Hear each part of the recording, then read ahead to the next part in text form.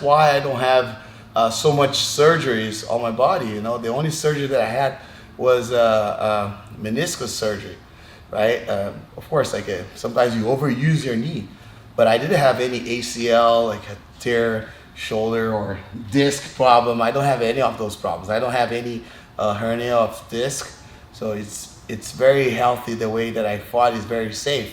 And notice that I don't accept my opponent like doing that on me. So if I accept that too much, even though if I feel comfortable, later on I'll have so many injuries in jiu-jitsu.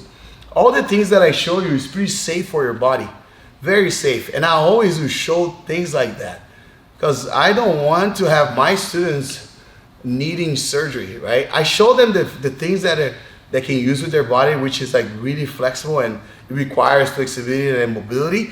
But I'll tell them, hey, if you work on this, if you do this all the time, you can get a serious injury, and maybe this can be the end of your career or the end of your time in jiu-jitsu. So we want to have fun. We want to last longer. So it's very important on your body to have a good, healthy joints, right?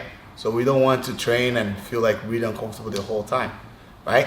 So again, so I can also grab his hand right here, but when he goes for the sack roller jumps right here, I feel that it's super hard for me to block him and don't allow him to do that and to bring my legs forward. I can go like this, but then I need to use too much of my neck and my head. I need to pretty much like put all my weight on the crown of my head and take my shoulders off of the mat. So try to move forward, Jones. I go like this. You know, I need to move back like that. So I feel that pushing the legs are safe, easier, and stronger.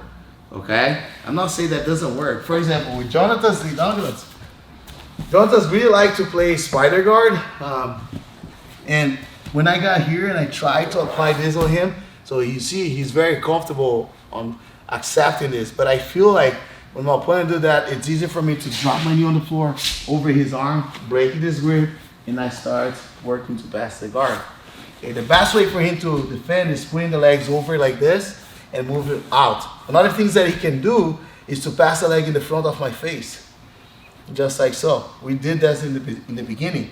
Same concept. Now he pushed me away from him, and then he's gonna start applying his guard, like spider guard, keep me away, or grabbing my pants, or De La Riva guard, or X guard, so whatever you like. So the most important thing is to prevent your opponent to stack you. Okay, one more time, this, Jonathan. So this is very simple. So when I got here, I tried to get this stack. He's gonna bring the legs over. See, if you put the legs on the floor, it's easier and safe for the guy on top, but also unhealthy for your neck when you're on bottom. So bring the legs over here. So he's gonna walk back, and then in the meantime, he's gonna pass the leg, one of his legs in the front of my chest, frame, step on his foot, and push out. And now he hide his legs and keep holding my sleeves. But it's hard for me to get this stack right now. So now I can work on the La Riva and different techniques, okay? Worst case scenario, okay? If your opponent can stack you that way, worst case scenario. And I don't like to do that too much, but I do that only in the worst situation, okay?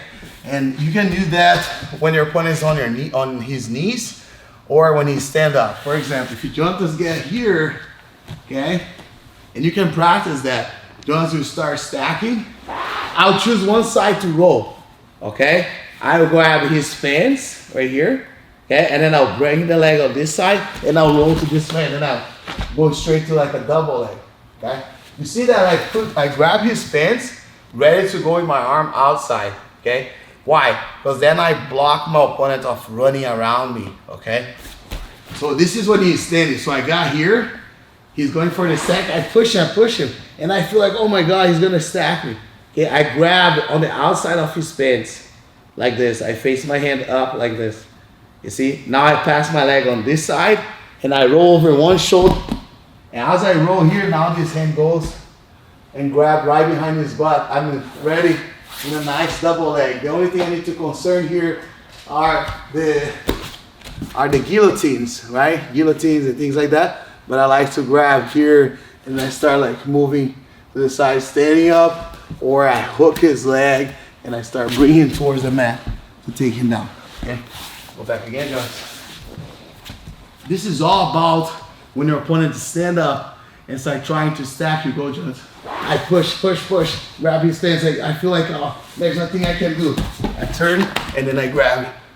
So I link my hands together if I want, and I start standing up, okay? Pushing with this leg to take him down. Boom. Once I take him down, I'm on top of my opponent.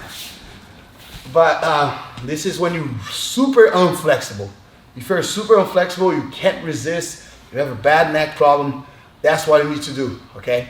You're not gonna roll over your neck, you're gonna roll over your shoulder. That's why I bring both legs to one side, so I roll over my shoulder.